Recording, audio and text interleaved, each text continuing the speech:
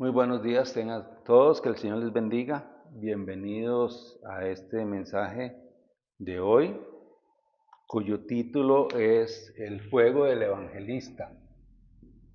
El fuego del evangelista. Y el pasaje de meditación está en Jeremías capítulo 20, versículos Jeremías 20 del 7 al 9. Dice la escritura así: Me sedujiste, oh Jehová, y fui seducido. Más fuerte fuiste que yo y me venciste. Cada día he sido escarnecido, cada cual se burla de mí. Porque cuantas veces hablo, doy voces, grito, violencia y destrucción, porque la palabra de Jehová ha sido para afrenta y escarnio cada día. Y dije: No me acordaré más de él, ni hablaré más en su nombre. No obstante, había en mi corazón como un fuego ardiente, metido en mis huesos, traté de sufrirlo y no pude. Para poder comprender el contexto en el que estaba Jeremías, el profeta, en ese momento, debemos ver que su ministerio fue un ministerio realmente muy duro, muy difícil de sobrellevar, porque Jeremías tuvo que sufrir persecuciones, encarcelamientos, y las personas no respondían al mensaje de la palabra de Dios. Ellos tenían los oídos endurecidos, estaban inclinados a la idolatría, a rechazar el verdadero Dios de Israel. Y por eso es que Jeremías dice estas palabras que para mí son muy significativas. Primero dice: me sedujiste y fui seducido. Más fuerte fuiste que yo y me venciste. Y yo creo que esto es algo que está en la vida de los evangelistas, esa seducción que el Señor hace por medio de su llamado irrevocable para que nosotros seamos aquellos quienes van a dar el mensaje de salvación a quienes aún no conocen de Cristo. Hay una seducción, hay un algo que provoca el Señor en tu espíritu y en mi espíritu para que podamos predicar la palabra del Señor. Ustedes ven aquí a mi derecha una cita bíblica, dice Hechos 4:29, que dice: concede a tus siervos que con todo denuedo hablen tu palabra. Este es un versículo que pusimos aquí en la iglesia a principio de año para que no se nos olvide en todo este tiempo que el hablar de la palabra de Dios a las personas es algo que el Espíritu Santo debe imponer en nosotros, igual que Jeremías. Igual que Jeremías, tiene que haber un llamado, una fuerza que viene del Espíritu para cada uno de nosotros. Para ustedes, para mí, así como lo hubo para Jeremías o como en los tiempos de la iglesia primitiva esto se dio. Como les decía, pues Jeremías tenía un ministerio un poco defraudante desde el punto de vista humano, por supuesto desde el punto de vista de Dios no fue así, y la evidencia es que hoy estamos leyendo el libro de Jeremías, todavía produce frutos, más de 2000 años después de que él lo escribió. Y él dice en el versículo 9 algo que también tiene que calar en usted y en mí. Dice: no me acordaré más de él, en referencia al Señor, ni hablaré más en su nombre. No obstante, había en mi corazón como un fuego ardiente metido en mis huesos, traté de sufrirlo y no pude. Vean, o sea, Jeremías estuvo a un punto de, como decimos aquí en Costa Rica, tirar la toalla. Estuvo a un punto de abandonar su ministerio. Sí, y por eso él dice: no me acordaré más. ni voy a hablar más en su nombre. Es como si usted dijera, ya no voy a predicar más el Evangelio. Porque él sufría mucho, había mucho rechazo e incluso encarcelado. No vamos a repetir eso. Pero dice él algo que a mí me llama mucho la atención y que yo quisiera que sea algo vivo en su vida y en la mía. No obstante, había en mi corazón como un fuego ardiente metido en mis huesos, traté de sufrirlo y no pude. Esta expresión, traté de sufrirlo y no pude, significa que él trató de resistirse a eso y fue imposible. El llamado de Dios es irrevocable, el llamado de Dios es irresistible para el evangelista. Y por eso es que el evangelista, el discípulo absoluto, permanece, porque es un llamado del cielo para cumplir una misión. Y nosotros tenemos que tener claro eso en nuestras vidas, en la suya y en la mía, como digo yo siempre. Ahora, ¿de qué se compone este llamado y por qué es el título del mensaje El fuego del Evangelio? Porque nosotros como evangelistas tenemos, número uno, que seguir la corriente. Seguir la corriente. Seguir personalmente la corriente. Nosotros como individuos debemos, como individuos debemos seguir la corriente. Jeremías 27 es lo que dice, me sedujiste y fui seducido. Más fuerte fuiste que yo y me venciste. Vea cómo Jeremías describe esa lucha espiritual que él tenía con el Señor y él reconocía que ese llamado era como una seducción, como algo que lo vencía. Y me viene a la mente a mí Jacob cuando fue vencido por el ángel también. ¿Recuerdan? Ahora, ¿y por qué es importante que nosotros sigamos la corriente? Personalmente, vuelvo a decir, personalmente, la corriente, porque debemos comprender el estado espiritual de las personas. Estado espiritual de las personas, estado espiritual de las personas sin Cristo. ¿Cuál es ese estado espiritual de las personas sin Cristo? Su vecino, su pariente que aún no conoce a Cristo, su compañero de trabajo. ¿Cuál es el estado? Pues el estado es que está sujeto al pecado original, sujeto a la autoridad de Satanás y por supuesto sujeto a un destino en el infierno. Y nosotros debemos comprender eso. Debemos comprender cuál es la situación de las personas en Cristo. Debemos percibir, entender, no sé si decir apreciar la situación de las personas sin Cristo. Debemos comprender el pacto de Dios en Génesis. En Génesis 3:15. La promesa de Dios, una promesa irrevocable, una promesa que desde los albores de la humanidad el Señor en su soberanía y en su voluntad dispuso para la simiente de la mujer. Debemos comprender la restauración del sacrificio de sangre. ¿Por qué es importante el sacrificio de sangre en Éxodo capítulo 3, versículo 18? ¿Por qué es tan importante eso? ¿Por qué Moisés fue llamado para que ofreciera sacrificios fuera de la ciudad o del lugar donde estaban en Egipto? ¿Por qué? Porque era necesario derramar sangre. Debemos comprender la promesa de Dios en Isaías 7:14. Emmanuel, Dios con nosotros. He aquí que la Virgen concebirá y dará a luz un niño y le pondrás por nombre Emmanuel, que es Dios con nosotros. Es Dios mismo que se hacía hombre y era anunciado para venir a resolver el problema de la humanidad.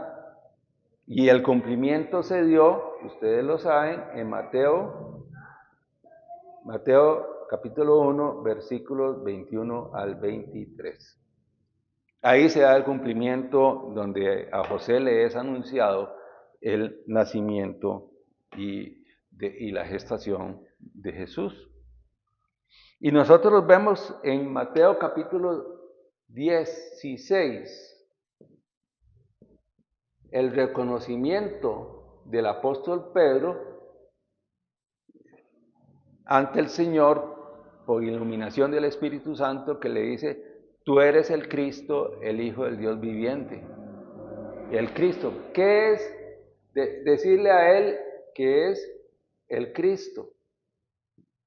¿Qué implicaba eso? Que era el cumplimiento de la promesa de Génesis 3:15.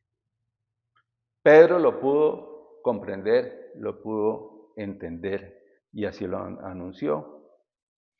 Y tenemos que tener también claro que la obra de Cristo es perfecta y es completa, y eso es lo que nos dice Juan capítulo 19, versículo 30. Consumado es.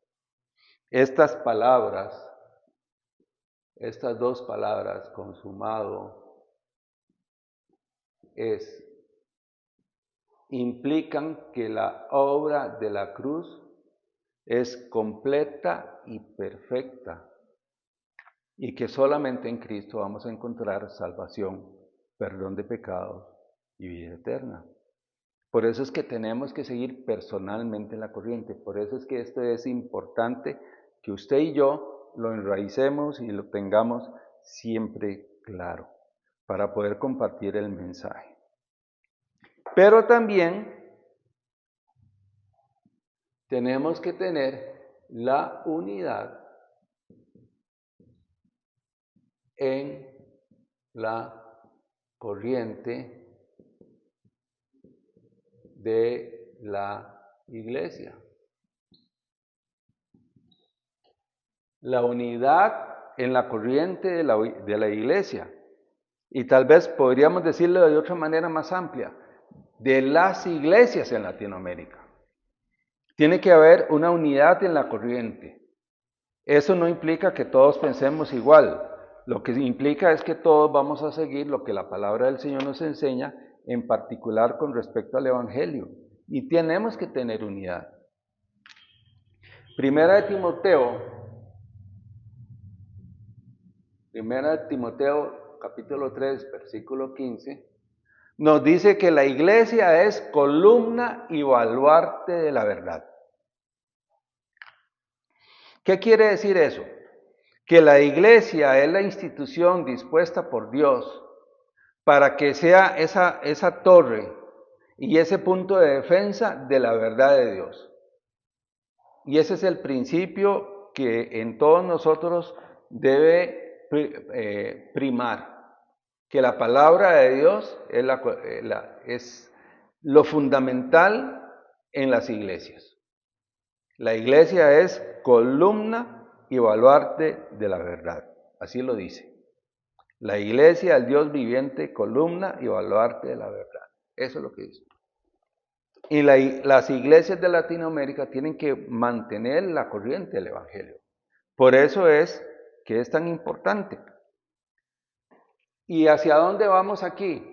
Pues que las iglesias en la corriente del Evangelio deben tener claro quién es la persona. Y eso es Hechos 1:1, Jesús. ¿De qué tiene que hablar las iglesias? De psicología, de prosperidad, de misticismo. Debe hablar de qué cosas? Debe hablar de Cristo. La iglesia debe hablar de Cristo. La iglesia debe hablar de la persona que es Cristo. La iglesia tiene que hablar de la misión, del mensaje. La iglesia debe hablar del mensaje. ¿Cuál es el mensaje? El mensaje es el reino de Dios. Hechos 1:3. No hay otro mensaje. No tenemos que hablar de otra cosa. El mensaje, la persona Jesús, el mensaje, el reino de Dios. Y la iglesia debe hablar de la misión. ¿Cuál es la misión? Hechos 1:8. Llevar el evangelio hasta lo último de la tierra. Es clarito.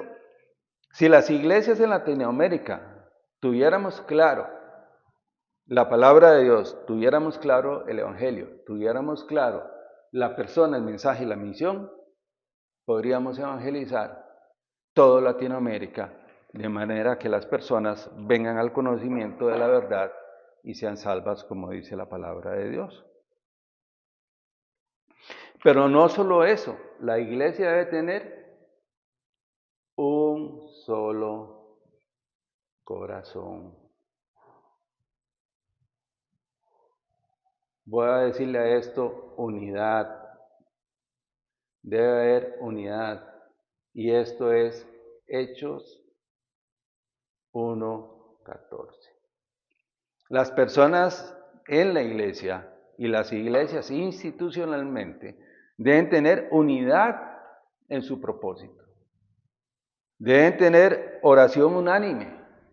¿Para qué? Para que el evangelio se establezca en sus campos. En el campo de cada uno de los países de Latinoamérica debe establecerse el evangelio de Jesucristo. Pero para eso tiene que haber unidad. ¿Por qué las iglesias entran en conflicto? ¿Por qué las iglesias se cierran? ¿Por qué las iglesias decaen? Porque no hay unidad, porque no hay una dirección clara espiritualmente, porque no sabemos cuál es la misión y la razón de la iglesia, que es el pecado, y la solución que está en Cristo, porque no sabemos la corriente del evangelio, porque nosotros mismos como personas no sabemos exactamente a qué nos llamó el Señor. Y es lamentable que así ocurra.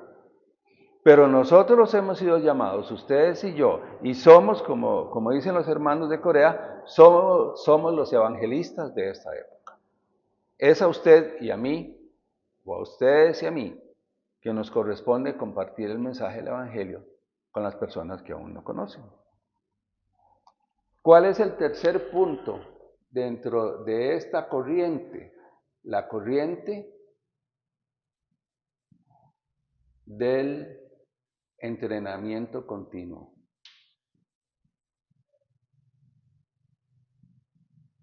Entrenamiento continuo.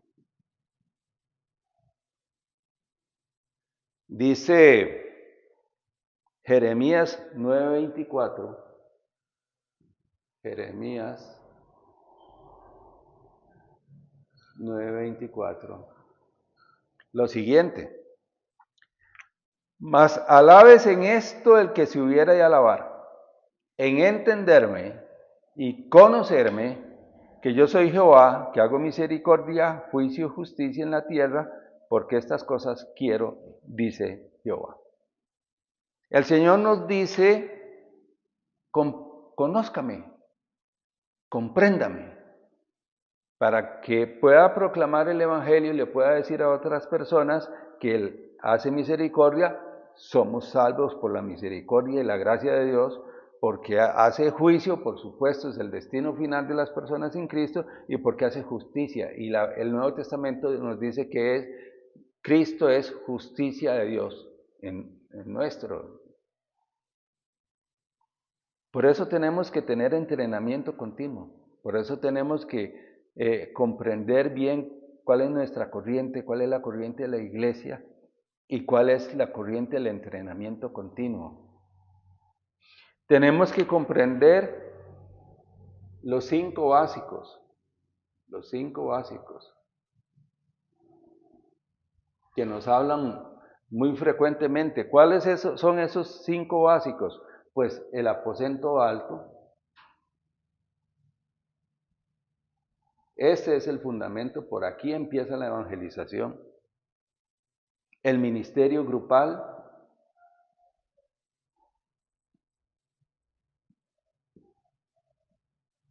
El ministerio grupal. la casa de misión,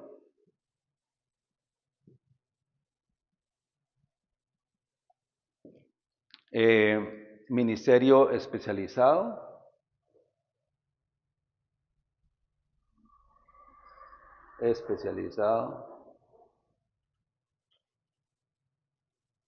y finalmente la iglesia regional.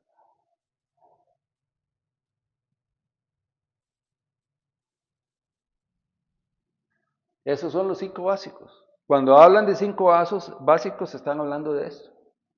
Están hablando de lo que el libro de los Hechos nos muestra a nosotros, cómo se desarrolló la iglesia primitiva a partir de Hechos 1.1, Hechos 1.3, Hechos 1.8 y Hechos 1.14. Cómo se fue desarrollando aposento alto, ministerio grupal, casa misión, etc. Y nosotros tenemos que tener eso bien claro para que podamos comprender cuál es el rumbo y cómo debemos llevar nosotros la iglesia en Latinoamérica. Y también tenemos que comprender el campo. ¿Cuál es su campo? ¿Cuál es mi campo?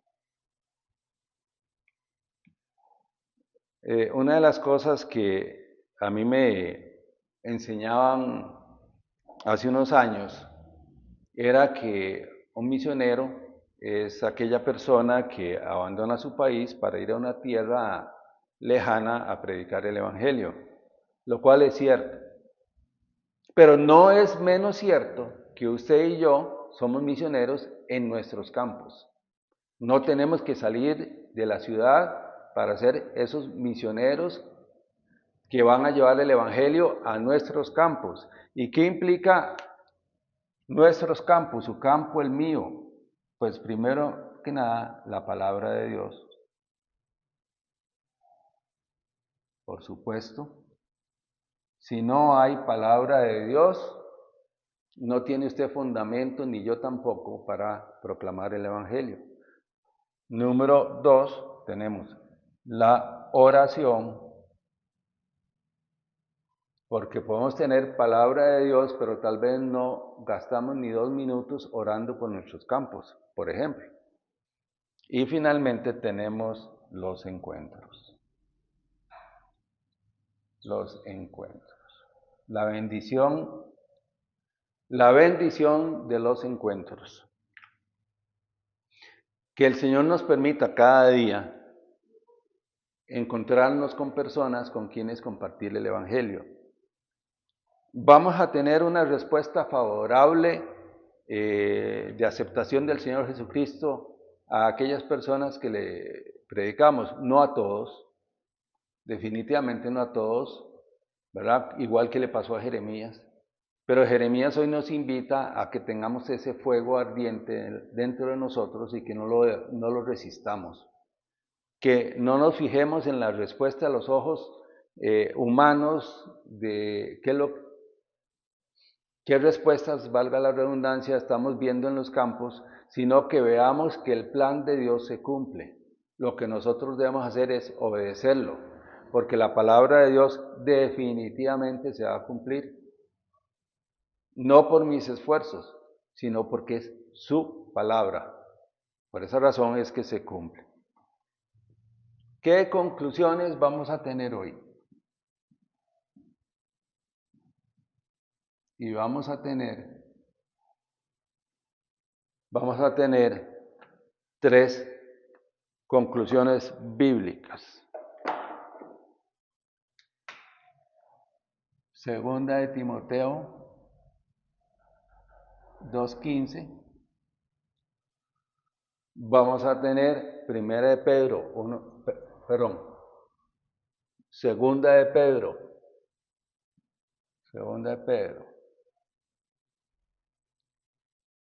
1:12. Ahorita les leo.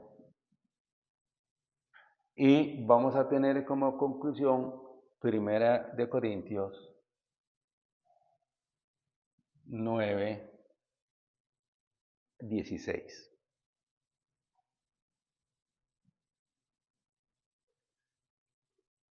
¿Qué nos dicen estas 3 citas bíblicas con respecto a este fuego del evangelista. Según de Timoteo 2:15 nos dice: procura con diligencia presentarte a Dios aprobado como obrero que no tiene de qué avergonzarse, que usa bien la palabra de verdad. Debemos tener un esfuerzo personal por prepararnos, ya hablamos de eso, por estar en continuo entrenamiento, por participar de todas las reuniones que RTS promueve y que la Asociación para la Evangelización Mundial promueve, de tal manera que procuremos con diligencia estar, como obreros aprobados, que pongamos diligencia. Segunda de Pedro 1:12 es una respuesta para aquellos que alguna vez nos quejamos de que siempre es lo mismo o que todos los mensajes se parecen.